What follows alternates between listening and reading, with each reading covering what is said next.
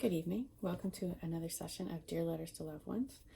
We're doing Horace, the Satires, Book 1, Satire VI, Matters in Public Affairs. And I'm going to be skipping some parts because sometimes they mention things that are offensive, certain phrases. So I'm just going to skip over them because, especially during a time of hate, is not the time to repeat these things. But in the merit of history itself, it's interesting to read how Roman society used to be. So if I skip over a part, just assume it's not very nice to somebody due to today's measures. So I'm just going to skip them, and Horace can just, yeah. All right. Macinius, though none of thy cities settled in Tuscany, is of nobler birth than yours. And though your material and paternal grandfathers commanded mighty legions in the days of old, you don't turn your nose up at, as most men do, at men of unknown birth, sons of freedmen like me. When you say it's irrelevant, who's a man's father if he's freeborn, if you're persuaded correctly by the facts that before the low-born Tullius ruled, many men born of insignificant ancestors often lived virtuous lives and were blessed with high office, while Lavinius, scions of that Valerius from whom Tarquin the proud fled, driven from his throne, was never rated a penny higher than the crowd's judgment, who, you well know, often grants honor stupidly to the unworthy and the sadly enthralled by fame, dazzled by titles and ancestral busts. What about us, then, being far, far removed from the vulgar masses? Let us accept that people would rather put Lavinius in office than unknown Decius, and a consigliere like Appius would strike out my name if I were the son of a freedman, father, rightly, for not having struck in my own ass's skin. Yet ambition drags all along bound to her glittering chariot, noble and lowly. What use was it, Tullius, for you to resume the broad strip of you lost, becoming a tribune? Envy grew that the private person would have been less, for as soon as anyone's crazy enough to bind black senatorial thongs to his leg and wear the broad stripe on his chest, it's, who's this fellow? Who was his dad? It's just like suffering from Barrius, a sickness lodging, to be deemed handsome so that wherever he went, he incites girls interested in personal details. What of his face, his ankles, his feet, his teeth, and his hair?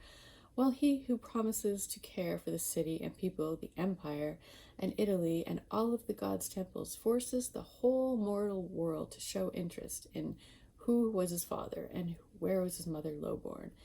Do you, the son of a slave, a Sirius, a Dama, a Dionysius, dare to hand over to Cadmeist or hurl us from the rock? But Novius, my colleague, he cries, is only a row behind in the theater. He's where my father was. And does that make you Messalina or Paula? If 200 carts in the forums meet three big funerals, this novice, at least, shouts loud enough to drown out the horns and trumpets. I turn again to myself now, the son of a freedman, denounced by everyone as a son of a freedman, because I'm your close friend now, Macinius. Earlier, because as tribune I command a Roman legion. Yet the situations differ, since one who'd begrudged me honors shouldn't begrudge me your friendship, given you're careful only to patronize the worthy freemen of self-seeking. I can't say I was lucky enough to win your friendship, just by good fortune. It wasn't luck indeed that revealed to you me, Virgil, the best of men, and Varius told you what I was. Meeting you face to face, I shuddered a few words. Mute defiance prevented me from saying more, that I didn't claim to be born of a famous father or rode a horse round Tartamine estates. I said what I was. You said little, as is your way. I left. 9 months later, you recalled me, asking me to be one of your friends, and I think it's fine to have pleased you, who separated true from false, not by man's father or by his pure life heart.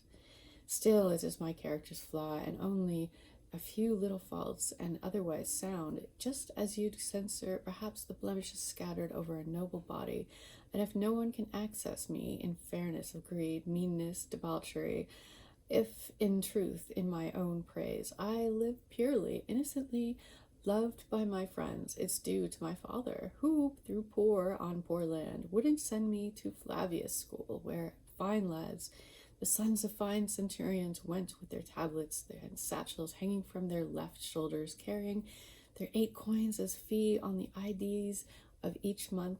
But instead he bravely whisked his son off to Rome, to be taught the skills of senator or knight would expect to be taught his son. And if anyone noticed my clothes and attendance, a big city scene, he'd have thought the expenses were met from ancestral wealth. He, the truest guardians, toured all my teachers with me, too. What can I say? He's guarded my innocence, and that's virtue's prime ornament. He kept me free, not only from shameful actions, but slander as well. He wasn't afraid someone might call him foolish, for if I'd only followed the trade of an auctioneer or collected dues like himself, I'd not have complained.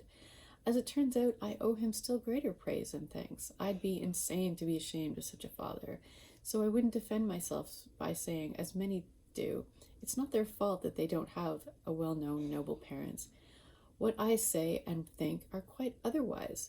If at certain point in our lives nature requires us to relieve the past and choose what parents we wish to suit our pride, then I'd still be content with mine. I'd not want parents blessed with rods and thrones. The crowd would think me mad, you sane perhaps, for not wishing to carry an unaccustomed burden. I'd be forced at once to acquire more possessions, welcome more visitors, take 1 or 2 companions, so as to not travel or visit the countryside alone, keep more horses and grooms, take a wagon train. While I now ride on a gelded mule to Tartanium, its flanks galled by heavy pack, withers by the rider, no one will call me vulgar, Tilius the praetor, as they do you. When fine slaves on the Tibur road follow behind you with a chest and a case of wine. In this and 1,000 other ways I live in more comfort than you, my illustrious senator. I wander wherever I choose, alone, ask the price of cabbage and flour, stroll around the dodgy circus and forums, at everything, loitering by the fortune tellers, then home to dish of oil cake, chickpeas, and leeks. 3 lads serve my supper, a white slab holds 2 cups, and a laddie a cheap bowl too, oil flask and saucer, all companions aware, then to bed with no worries. About early rising, appearing before Marcinius' statue with its plain face that can't stick novice janitors, I lie in bed till 10, then take a stroll, or after reading or writing work I'll enjoy in peace later, rub myself with oil, but not what dirty Nada steals from the lamps. When I'm tired and the hot sun tells me to go bathe, I avoid the campus and those 3-way ball games. I take a light lunch, enough to prevent me fasting. All day long I idle about the house. This is the life of those relieved on the weight of the wretched ambition. I comfort myself this way, and I'll live more happily than if grandfather, father, and uncle had all been questors.